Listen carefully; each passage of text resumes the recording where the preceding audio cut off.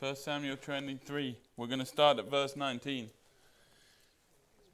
We speak a lot about the fear of the Lord, about being in awe of him, and that fear of the Lord brings you wisdom. And all through the scripture, we're commanded to fear the Lord, and not like scared of him that he's going to beat us up or something, but this reverential awe and fear of the Lord. The fear of the Lord is the beginning of wisdom. And if you look at your life, how much you fear the Lord, and kind of what worries, stress, or fears you have in life dictates a lot, right? Like if you wrote down tonight in your life how much you feared the Lord and what your fears are, like what things you worry about, what things stress you out, what things have stressed you out, you'd see how the fear of the Lord really helps you and the other fear doesn't help you at all. This whole time that we've been, for a long time now, we've been talking about David and about him being trained to be king. God has taken the kingdom away from Saul, the kingship away from Saul. He lets that play out. And David is on this long, mammoth training session. God is preparing him, and we'll see that again tonight. And there's been this massive game of hide and seek. And God will not allow David to die because he's made a promise that through David. And so David's got to survive and be king. And so we've been at this moment. Last week we finished. Look at verse 19. Now let's go to 15 if you forgot or weren't here, so that'll make a bit more sense. 1 Samuel 23:15. One day near Horesh, David received the news that Saul was on the way to Ziph to search for him and kill him. Jonathan went to find David and encouraged him to stay strong in his faith in God. We spoke about that. Don't be afraid, Jonathan reassured him. My father will never find you. You are going to be the king of Israel, and I will be next to you, as my father Saul is well aware. So the two of them renewed their solemn pact before the Lord, and Jonathan returned home, and David stayed at Horesh. Verse 19. But now the men of Ziph went to Saul in Jabbar and betrayed David to him. That is such a serious statement because they're not really betraying David. They're betraying the Lord. Like when God has a side, when God picks a side, to go against that isn't just going against somebody, it's going against the Lord. So when you go against God's people, when you go against God's king, when you go against God's church, when you go against God's whatever you want to make it, you're going against God. Moses dealt with this a lot, right? They would complain and they would fuss and they would argue with Moses, and Moses said, you're not arguing with me. You're arguing against God. But I want you to see, why would people, and this is how crazy we are. We hear about who God is. We try to figure out who God is, and somehow we miss that. But then we start to believe all the other stuff. Like by now, if you've been studying with us, you should know that Saul's kind of a loose cannon. That Saul isn't really worth much trust. He's not the kind of guy you really want to fight for you, honestly. He started off guns a-blazing, but that lasted about a page in your Bible, right? It's not a very long story about how awesome Saul was. And yet now all of this is happening, and you've got this division between people. It's really kind of like God versus the enemy. And everybody who fears God and everybody who wants to do the right thing goes to David. And everybody who doesn't really care and doesn't have God sides with Saul. And I want you to see that these men betrayed David, but they're betraying God. But why were they betraying David? They're betraying David because they think it's politically savvy for them. Like, why do people Judas betrayed Jesus for how much? Okay, and what did he do with it? Yeah, so how much good was that to him? Think about that. He sold out Jesus for 30 pieces of silver. Zechariah already predicted it. It's no surprise, no shock. 30, no matter the price, it's not worth selling out Jesus, but imagine selling him out and then never even spending a dime. You have to kind of look back and say, that was a bit foolish. These people keep selling out David because they think it's going to get them something. They think it's going to win them like favor with Saul. And Saul keeps moaning about how no one's caring for him and no one loves him and no one wants to help him. And so these men of Ziph, they go to Saul and they betray David to him. We know where David is hiding, they said. Now, no matter who comes, listen, no matter who comes, this is a beautiful thing. No matter who sells out David, God's got him. God isn't waiting for him to be sold out to then make a plan. God already knows what's going to happen. And David, no matter if David gets sold out 1,000 times, you know how many times God can defend him? Yeah. We know where David is hiding. And there's this weird back and forth because David knows where Saul is and Saul knows where David is. They keep getting like this information. We know where David is, they said. He's in the strongholds of Horesh on the hill of Hachilah, which is in the southern part of Jeshimon. I want you to catch that. There's this kind of battle that you read in David that's kind of this in between being practically sensible and having faith. It says in a stronghold of Horesh. So he's trying to keep himself safe, but all the while you've got to trust who? So it's not like he's running in front of Saul going, you'll never get me. He's hiding, but he also, the stronghold, no matter how much wall you have, or men you have, or weapons you have, that's not enough. That can't keep you asleep at night. That's not going to do it. And so you read these things like he hides behind these stones and different things. It's wild.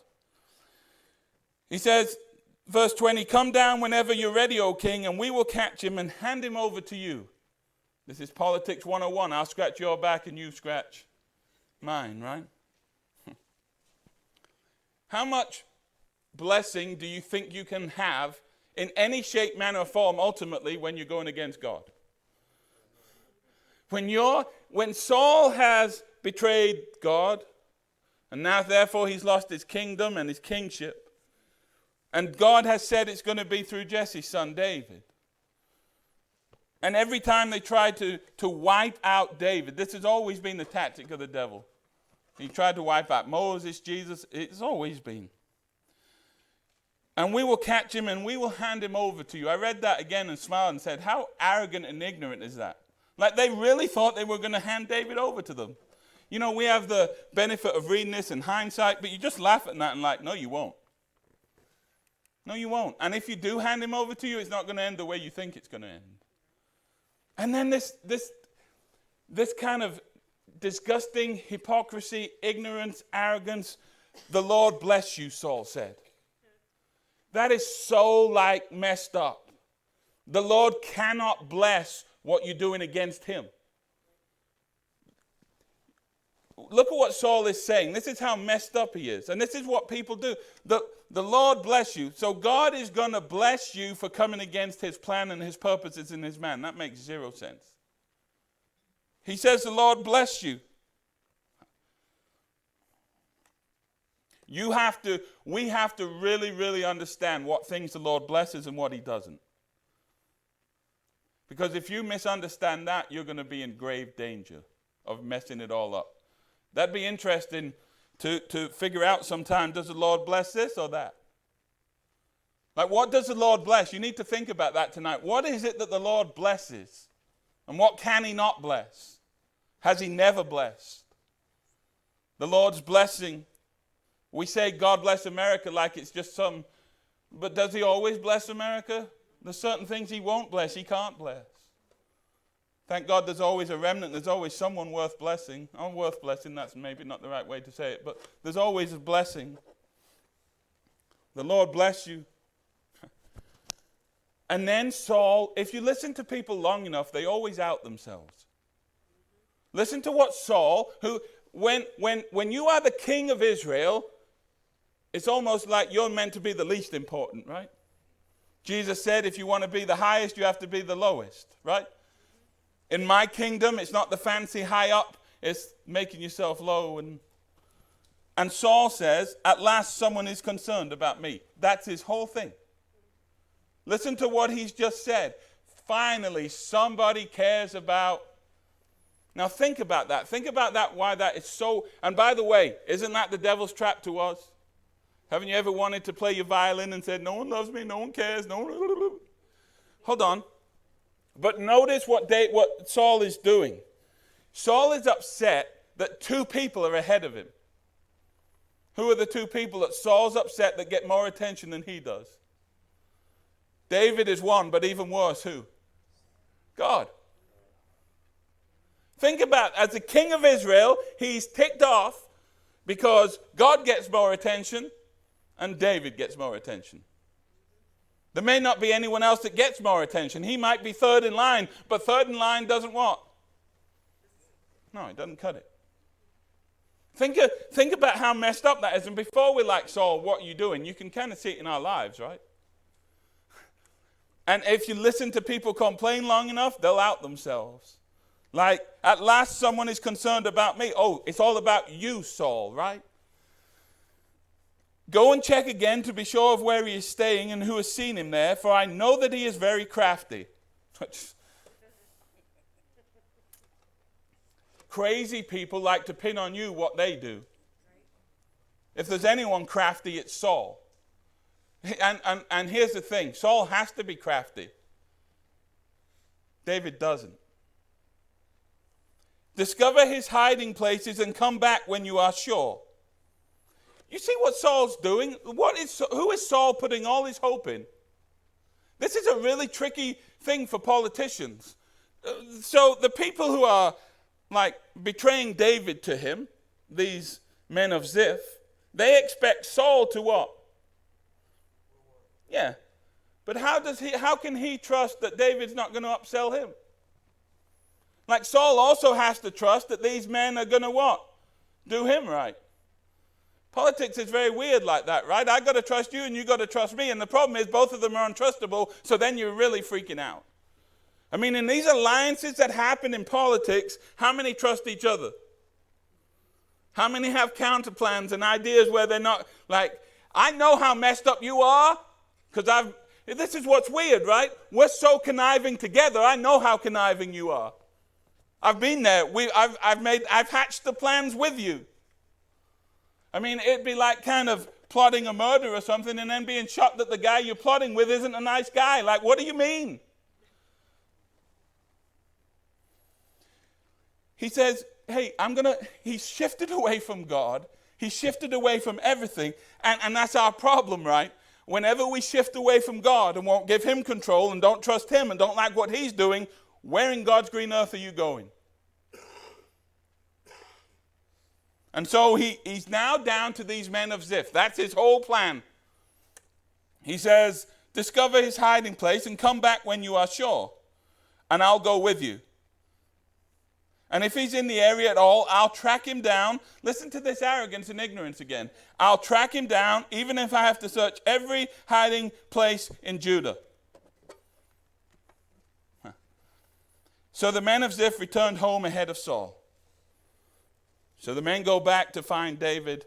They're going to sell him out to Saul. Saul's going to come and the story's going to be complete, right? Apart from, God has told them this can't happen this way. Meanwhile, David had moved into the wilderness of Maon in the Arab valley south of Jeshimon. He's always on the move. When David heard that Saul and his men were searching for him, see, this is working both ways. Everyone's knowing about everything. Saul knows where David is sometimes. David knows where Saul is. When David hears that Saul and his men were searching for him, he goes further into the wilderness to the great rock. This is this kind of tension that you find in life sometimes. It's a tension that David has. Like, why is he going further deep? Like it says, when David heard that Saul and his men were searching for him, he went even further into the wilderness to the great rock. We don't even really know what that is, but obviously you're hiding behind it, right? And he remained there in the wilderness. How do you explain that to your men? Like, what are we doing? Well, we need to take cover. Well, I thought God had us. Well, he does, but do you see the tension? Like, why are you always on the move and why are you hiding? Because I thought God has us. And so we play that out in our lives, right? I know God's going to protect me, but I don't necessarily jump out in front of a moving vehicle and say, you can't get me. I mean, there's this tension of, I want you to understand that if David is running into the wilderness and his rock, the literal rock, is his fortress, he's got trouble. There's a line of being sensible maybe, and then but always putting your hope in God. All right, have an alarm system, but don't put all your hope in that. Right? I mean, lock your door. Probably smart. Oh, I'll just keep my door open. The Lord will protect me. Well, I mean, we fight that, right? How far do you want to take this? God is going to protect him, but he's hiding, and his men are hiding with him. And I would find that difficult to answer in some ways, like, David, why we keep hiding if God's who you say he is? Look, so when David heard that Saul and his men were searching for him, he went further to the great rock, and he remained there in the wilderness of Maon, and Saul kept after him in the wilderness. So there's this, Saul's here and David's here, and they keep, and this is what I tried to get to. This is awesome. I've been telling you that God is not going to give David up. Listen to this. Saul and David were now on opposite sides of a mountain. This is awesome. They're on the same, you picture it, right? They're on the same mountain. One's over here and one's over here. It's kind of comical, right? Which way you going? Whoop, whoop, whoop. I mean, God's playing this like, to the human mind, you would look and be like, oh! But do you see that even when the enemy is on the same mountain, God isn't sweating it at all? Like Israel was crazy because Egypt was right there, and God just said, I got you. Like, get up. I love this thought of the enemy is chasing around this mountain, and Saul and David were on opposite sides of a mountain. And they won't meet until God wants them to meet. And when they meet, it'll be all in God's favor.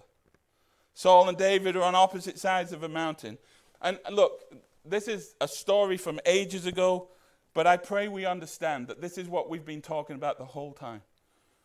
We read these and we don't quite stop maybe to figure out exactly what it's talking about. Saul and David are opposite sides of a mountain.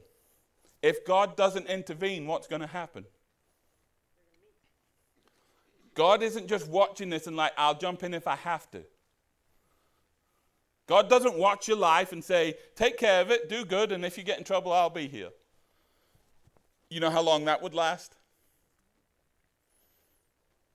Sometimes God allows all of this to happen. God allows both of them to be like on the same mountain, on opposite sides. And then, almost like fate. But I keep telling you that the thing that we need in our lives the most, and the thing that protects us and the thing that helps us, is God's voice and God's hand. When God moves in a situation, when God speaks a word. That in this story, God has control over what? Okay, and when we say everything, what do we mean? We mean that God had David and his men just where he what? Wanted them. He had Saul and all his men just where he wanted them. He had them thinking and doing and acting just how he wanted them. And at the right time. Now see, if you're David and you have any hunch that Saul's on the other side of the mountain, you kind of wish God had a different plan, right? But do you see, at just the right time, God moved? And do you see what God did hours before, whatever it was? God even moved in the mind of the Philistines. Now think about that. So do you mean God can move in David's mind? Yes. You mean he's moving in Saul's mind? Yes. Do you mean he's moving in the Philistines' mind? Yes. When you realize that God can allow you to think what he needs you to think, that God can allow your friends and your people who are with you to think that your enemy is being manipulated is not the right word. It is being worked on by God. Like the Philistines, look, it's not coincidence. Look what happens. As Saul and his men began to close in on David and his men. So what do you want when danger's here? I mean, what do you rely on in your life when it gets hot? When things get scary? When you're down to the last dollar, when you're down to the last bit of health, when you're down to whatever you want to make it. What do you trust in? that's going to get you out? What do you trust in that's going to get you over the line where I can still be calm and peaceful and have joy and all that? What is it? Well, it should be, right? And what we believe is that God watches over his people, right? And in ways we can't dream of or think about, God starts to move. And what God has done before David even knew he was in trouble, God was moving. That should get you excited tonight. If you get in trouble tomorrow, believe me, God has already started moving. God is not us. When we figure something out, we have to react. God's never reacted like us. God has never been caught off guard. Imagine the enemy saying, oh, on Wednesday I'm going to attack. Yeah, but 2 weeks last Friday I started moving against you. Think of the power in that. God is you. How does David get out of trouble? The Philistines. That's God's plan. That's God's way. God, how are you going to deliver me? Don't worry, I'll use your old friends, the Philistines. Great. But look what happens. As Saul and his men began to close in on David and his men, what did David have to do? Nothing. Who helped him? Nobody. You see, God is training his king. Man, this is epic training. Right when it gets down to the last minute, I'm here, David, I'm here. And I'll do whatever. I'll do some crazy stuff. An urgent message reached Saul. Hold on. An urgent message reached Saul. You realize they didn't have cell phones, right? You realize that the messages were kind of harder, longer to get? Maybe it's just like pure luck and coincidence. At just the right time, God's message got to Saul. If God can do it back then, what can he do now with a cell phone? I mean, if God's timing was good back in that era, how good is it now? I mean, it's always perfect, but how does anyone I mean, if you're watching this movie, you're like, whoo, that was close. Whoo, that was lucky. No. At just the right time, an urgent message reached Saul. Remember last week I told you that God already uses the flaws of Saul's plan. What was Saul's fatal problem? What did he do? Remember last week we talked about it? What was his problem? He took all of his troops to what? He was using his army to fight David. He was using his resources to try and kill who? Which, by the way, is nuts because that's an impossible mission. And so, hold on. Don't you think that's the devil's tactic? Concentrate on something that's so useless and so pointless that actually you sit and leave yourself vulnerable. This is what's happening. Saul is not taking care of business. Saul wouldn't know what was happening in his kingdom if you asked him. The only thing Saul cares about is killing who? People do that. People will chase a career and they don't care about what happens to their family. We will chase money at the cost of who knows what. We'll chase whatever. I mean, we still do that today. And all of a sudden, it says the Philistines were raiding Israel again. God has commanded the Philistines to go and raid Israel. Think about that. Think about God's plan. God allowed the enemy to raid Israel. So when you think that God won't again, I keep saying it, God is always with us, but he isn't always for us. We have this idea that God's just going to bless me regardless. He doesn't. There's some level he's good and his blessings reign on the righteous and the unrighteous. At some level, yes, God is gracious enough where you're going to get somewhat of a blessing every day. Being alive is a blessing, right? Being able to move is a blessing. I mean, there's lots of blessings every day. But we've got to get out this notion that I can live how I want and like Saul say, the Lord bless you. Do you understand that that's the problem we have? That the world wants to bless things that God cannot bless? When you go against the word of God, you can't say the Lord bless you. And think about telling your kids or your grandkids that. Oh, bless you. What do you mean bless them? They're way off in left field. God's not going to bless them. And if grandma tells them God bless you, they think what?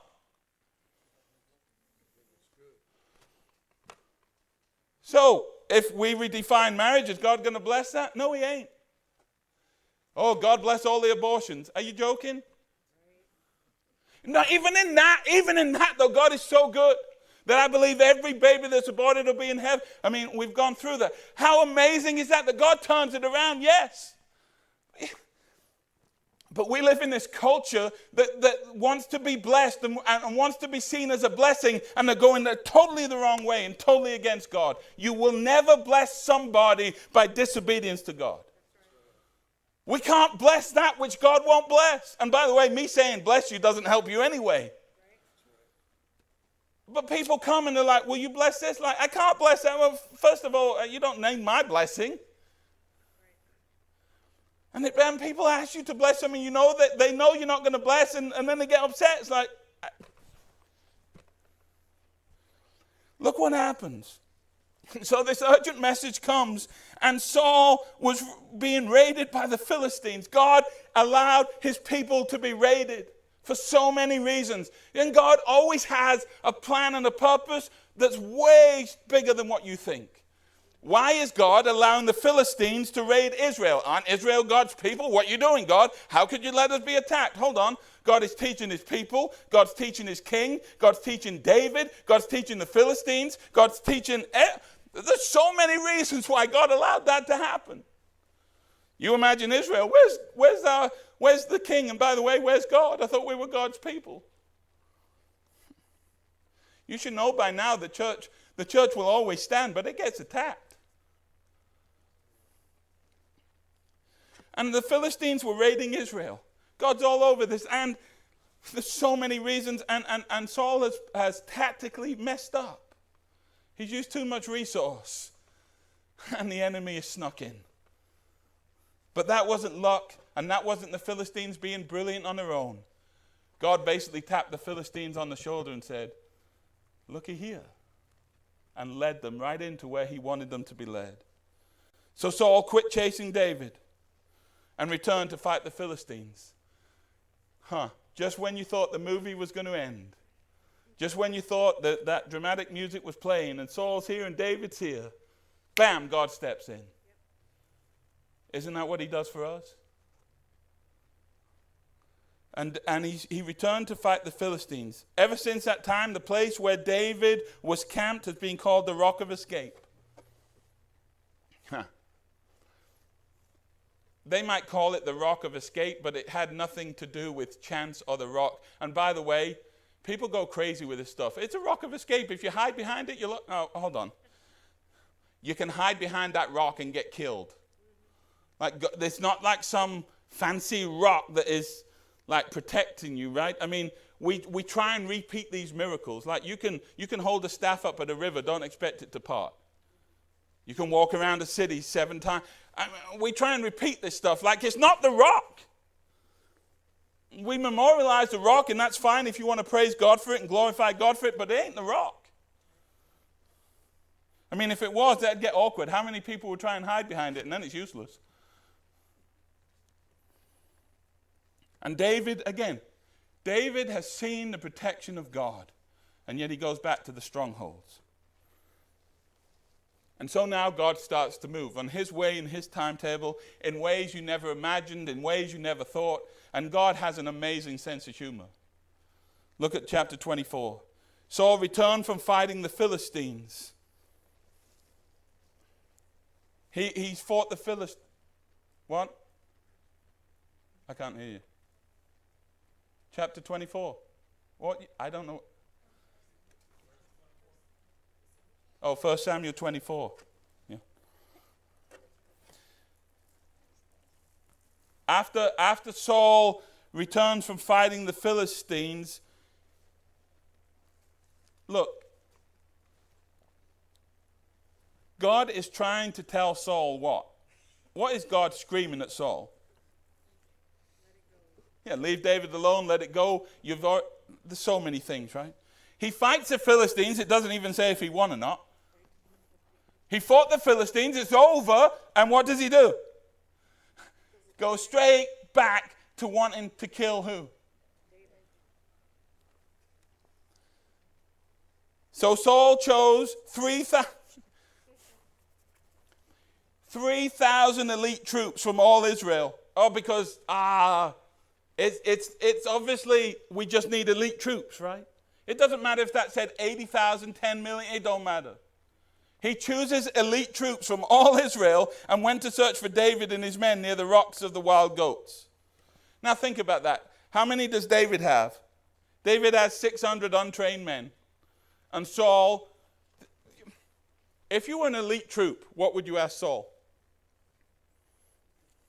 I mean, think about it. We're going after David and 600 ragtag men.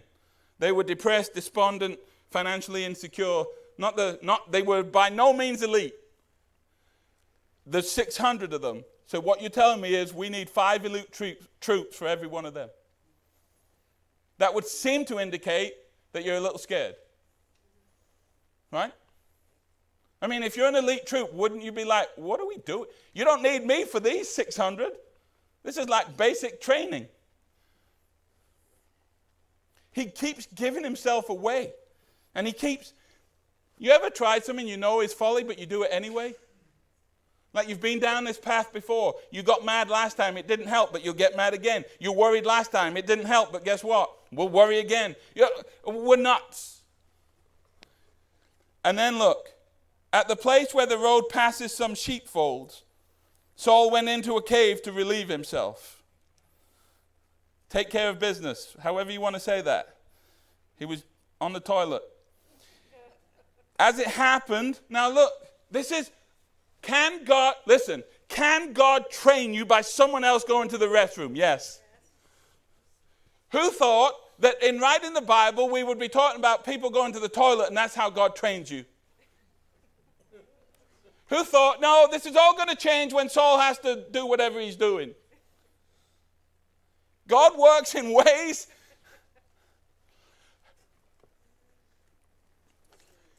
And God does it. Listen, they've been on high alert. They've been on the same mountain. Saul is gone. He's defeated the Philistines. He's right back in this fight. And do you see that when God trains you, that when God is doing something, it can come at you in a second, in a moment. That God doesn't say, hey, on Wednesday, get ready. Sometimes he might.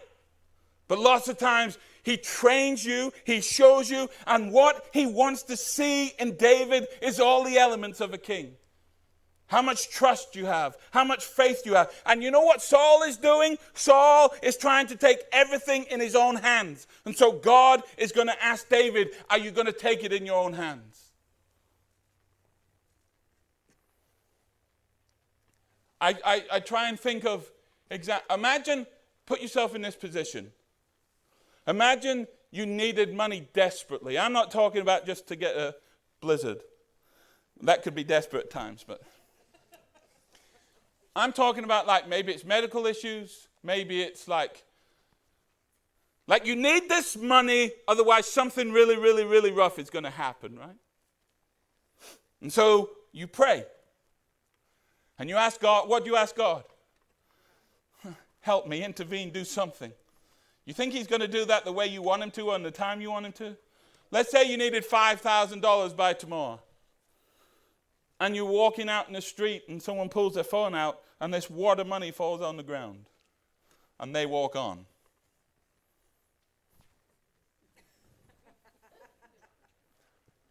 What do you do? See, if you want to spin it, oh, the Lord's blessed me. Yeah, that's exactly what he did. He chose to steal that guy's money. That's his plan.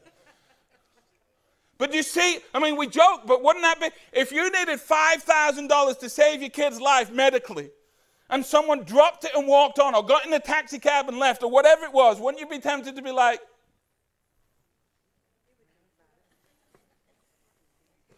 because, and it's basically, imagine the faith it would take to say, Lord, I can't do that. I won't do that. It's exactly what I've been praying for. It's exactly what I need, but I can't do it that way. I'm going to trust you, and I'm going to do the right thing. So many people would take, especially if it was really, really dire. Now, most people wouldn't just regularly take it, but man, when push comes to shove, maybe the heat gets high and we bail. And we can, well, they didn't need it anyway. I saw them getting in in a Porsche. They didn't need the money. I mean, we can justify it any way you want. But there are times, let's be honest, there are times when what we struggle with is, God, I don't really like what's going on, and I'm going to take over. God, I tried. I tried to trust you. I tried, but God, it's 7:06, and I'm out of answers. It's Abraham and Sarah. We're out of answers. Sleep with Hagar. And God just starts to do this, and nobody knows what's going on. You imagine, God is I love these stories. David, remember his fighting men said, we don't really want to go to Keilah. Or Keilah, they ended up going. Just put yourself in their shoes. You're hiding in a cave from King Saul. And Saul walks in.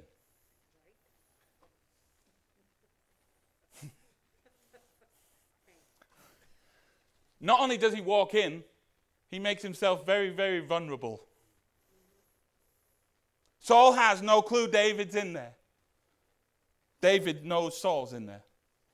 With every fiber of your being, what could you tell yourself? This is my chance. The dude that keeps chasing me, that wants to kill me, I can kill, and nobody's going to care.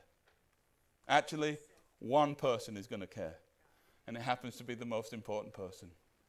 He's not going to get any legal ramifications for killing him. The 600 men don't care. Look what happens. This is a real test for David. David's a weird character. Sometimes he's like the giant that's brilliant, and then other times he gets a bit wobbly, right? But I love the Bible. It says, but as it happened, David and his men were hiding further back in that very cave. You think that's coincidence that they just happened to, God put them in a cave, Saul goes and fights, come back, he happens to, God can even make you do whatever you need to do in the right moment. God can make you go to the bathroom at the right time. And he does, and he goes in this cave. And look at what David's men say. See, this is a trap. Now's your opportunity. These men get in his ear and they say, kill him, kill him, kill him. The problem was then, you see, the problem with Saul is he's trying to kill God's anointed. But if David kills Saul, you see, Saul is going to die. Saul is going to have everything that needs to be happen to him. Saul is going to die in the most outrageous kind of sad way. When we get to Saul's last day, it's pitiful. It's an absolute shame of a life. He's calling up Samuel from the dead, and he's dying, he's killing himself. It's crazy. But do you see, as much as you want something, it's not your right to do it. Like when you desire something that God hasn't given you, it's never right to take it for yourself. Imagine saying to God, can I have that woman? God's like, no, you can't. I'm not going to bless that. That you cannot. Well, I'm going to take her. That's what society does, right? I want it. I'm going to take it. And Saul is more than vulnerable. Now's your opportunity. David's men whispered to him. And listen to how they spiritualize it. The Lord is telling you, I will certainly put your enemy into your power to do with as you wish. They look at it and they're like, David, this is God. Just like that money, right? You might have a friend. That was God. He dropped the money for you. That's God. Is it? Is it? And these men, David's very human, right? And these men start to whisper to him, take him, take him. And by the way, is it just to get David from some freedom? No. They want freedom for what? They want freedom for themselves. The Lord is telling you. Other versions say the Lord has told you. We don't even know where that is. So whether they made it up or we don't have a record of it. And look what happens. David creeps forward. See, we've been talking about on a Sunday, sin's intoxicating. It strangles you quick. David is sitting in the back of a cave. And a few people said to him, go kill him. And what did he do? He creeps forward. And it says, and he cut off a piece of the hem of Saul's robe. He goes and he cuts off the robe. And listen to this. God steps in even for Saul. God is about to keep David from a monumental mistake. It's funny because it's weird because here he's fine. But with Bathsheba, he's not. He cuts a piece of the hem of Saul's robe. And then what happens in verse 5? The Spirit of God. The Spirit of God says, David, stop. That is how we beat temptation. That is how we overcome sin. That the power of the Spirit of God's voice is stronger and more meaningful than the power of 1,000 friends' voices. That when the world is screaming to you, do it. That when the devil and all of his forces are screaming to you, do it. What we believe is the Spirit of God is stronger and able to overcome all of that, and in one voice can outdo all of them. And the Spirit of God pricks David's conscience because he had cut Saul's robe. Here's the problem. The Spirit of God can prick your conscience, and then you still what? You've had that happen, haven't you? You ever done a little something, you felt bad about it, God's all over you, and you continue? So if you didn't know the story, there's this moment like, oh, David, what are you going to do now? And David started to realize it's not my place. Verse 6, he said to his men, this is wild. Saul's oblivious. They're like talking, crouching, cutting off rope. The Lord forbid that I should do this to my Lord the king. Think about how much trust and faith he has to have in God. How in the world do you even get the words out, my Lord and King? Like how do you have that much respect for Saul? But David understood that Saul, you know what's crazy? David was God's man. But so was Saul. God appointed and anointed who? Saul. And he's taken it away. But if he wanted to kill, you know what? Saul's kingdom will come to an end. He's already said that. But Saul's kingdom will come to an end the day God says what? And David cannot make that happen any quicker. The Lord forbid. He starts to fear the Lord. That I should do this to my Lord the king. I shouldn't attack the Lord's anointed one. For the Lord himself has what? And David, you imagine it can't have been easy. It says he restrained his men and didn't let them kill Saul. You know how powerful the Holy Spirit of God is? You think David on his own could stop 600 men? Can you imagine being in a war with 600 people and the enemy's right there and you're like, don't kill him? He's right in front of us. Don't do it. Now I get it in the army. When someone high up makes a call, you've got to respect that. But this is David and 600 ragtag men. And somehow by the Spirit of God, he convinces all of them to what? And how do they get away with not even being spotted? No one sneezes. No one. I mean, I don't know about you, but I'm not comfortable with any 600 people in a cave that I'm not going to get caught. Someone's a lunatic. Someone's going to cough, sneeze, say something too loud. I wouldn't even be able to talk. My voice would echo, and that'd be it. I want to share with you something, and I really, and then we'll pray. I really want to be balanced on this. This principle holds true today. The only reason why there's some kind of protection and honor given to even a pastor is that we believe this. That we believe that God has chosen them. So this hits home, right? We don't believe a search team chose it. We don't believe the pastor chose it. We believe that God chose a pastor to come here. And that's fundamentally important. Because if God chose it, then see, this is a battle we have in churches, though. Like, I want to speed this process up. I want to move on to the next guy. The problem is, God's the one who puts in and takes out, right?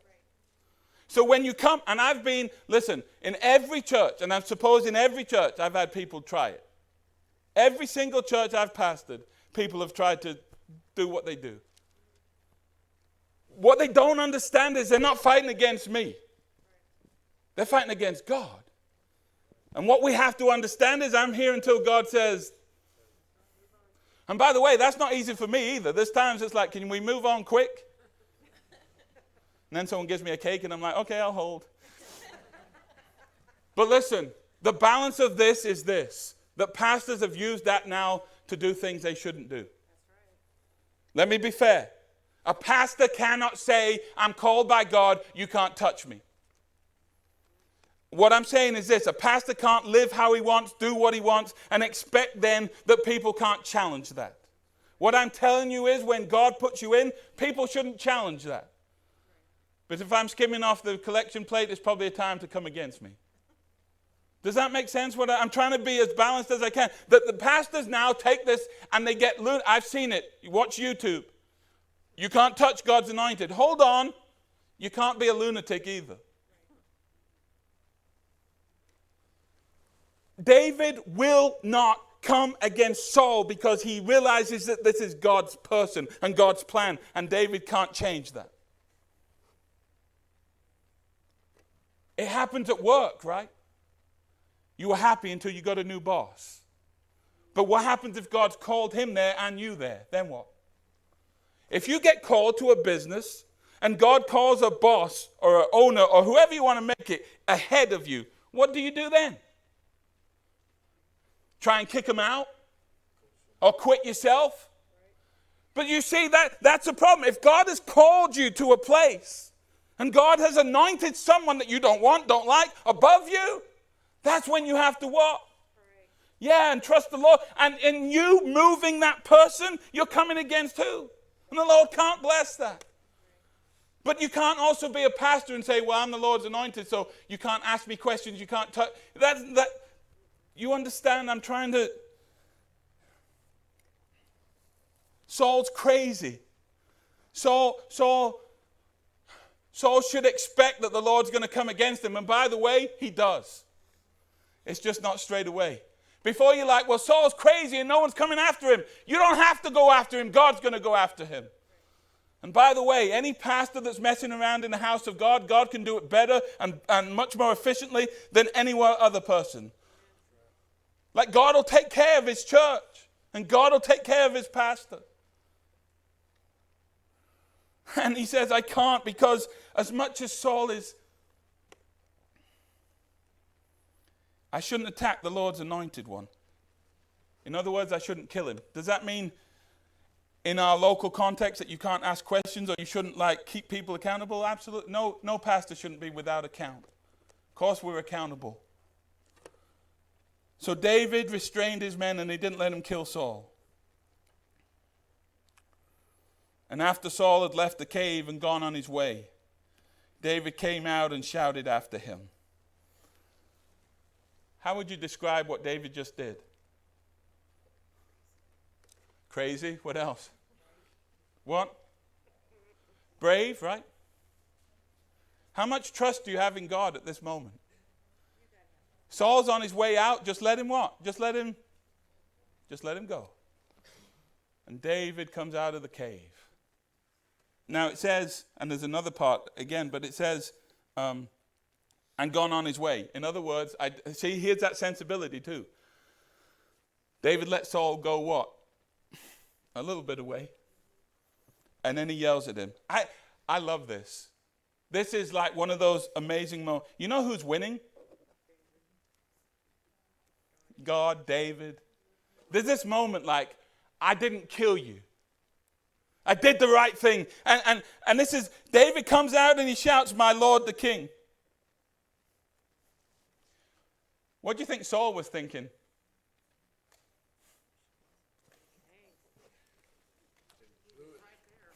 David yells and he says, my Lord the King. There's so much humility in that. And look at what it says. And when Saul looked around, David bowed low before him.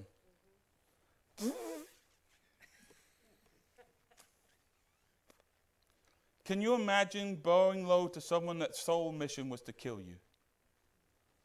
You talk about humility and understanding God. It's Jesus washing Judas's feet. How in the world? He's not honoring Saul the person. He's honoring what? The position. And by the way, we fight that too. A president is nothing like whatever. But you know who's put him in there? And when you understand that God puts in everybody, and if God wanted to get rid of them, guess what? He can and he will. And that's not your duty. Again, look, it is your duty to stand up for righteousness, for truth. That's what I'm saying. So yes, make presidents accountable. Yes, tell them that where they're wrong. But it's not your job to get rid of them in the sense that God puts them in, and God what? And in the right way at the right time, God will do it. And I'll finish and we'll pray. Look at what he says. He shouted to Saul, why do you listen to the people who say I am trying to harm you? This very day, you can see with your own eyes it isn't true.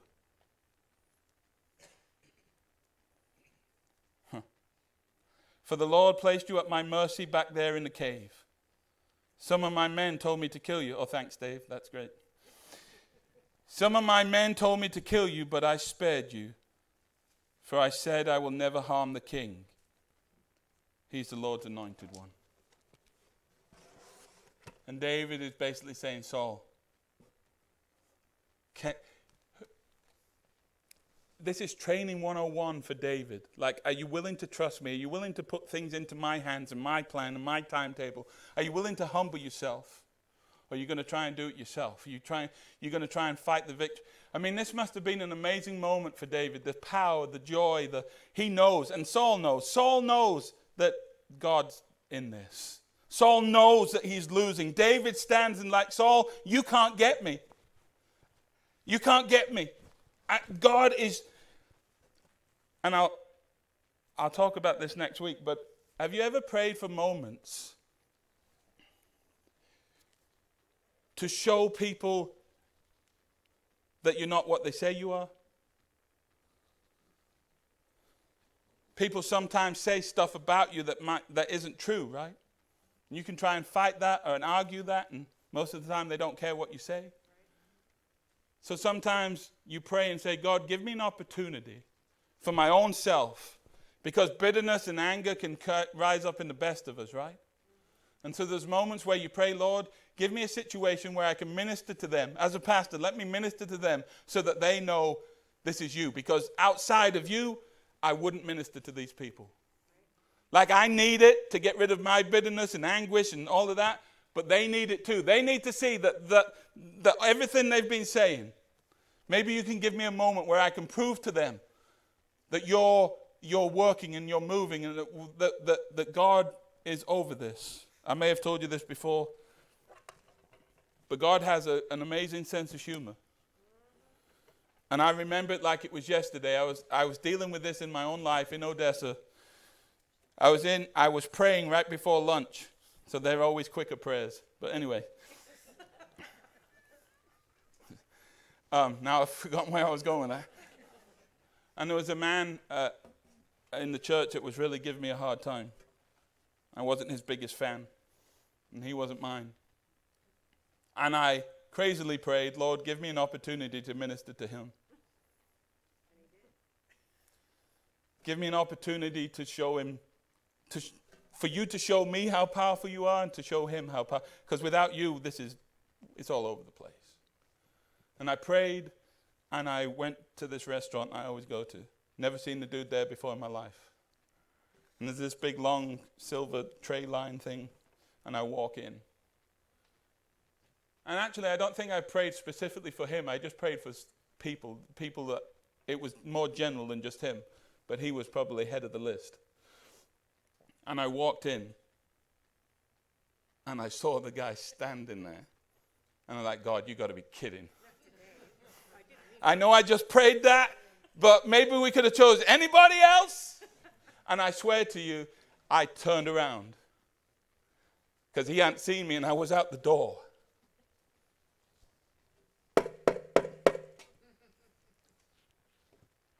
Didn't you just pray for this? Well, yeah. What are you doing? Going anywhere else? Yeah, DQ, McDonald's, anything. I'll fast. This is the first day I'll fast. And I turned back around. And I'm stood behind him. He still doesn't know I'm there. Let's hope he never watches this video. And I was like, well, and the Lord's like, say hello. I say hello. He turns around. And I'm like, well, I did my part. Cool. The guy looks at me and says, hey, you want to eat lunch?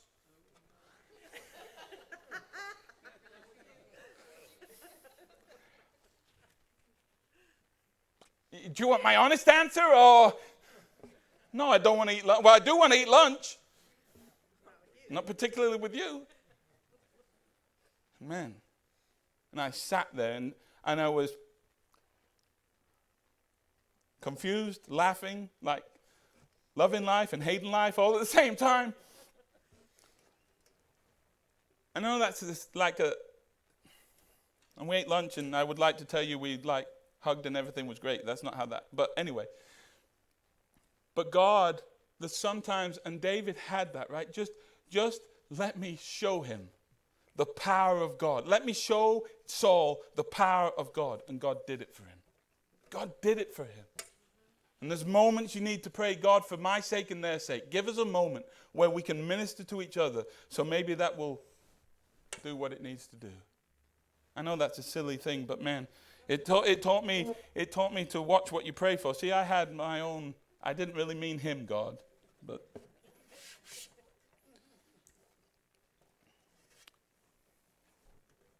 does anyone have any questions, thoughts? Good stories?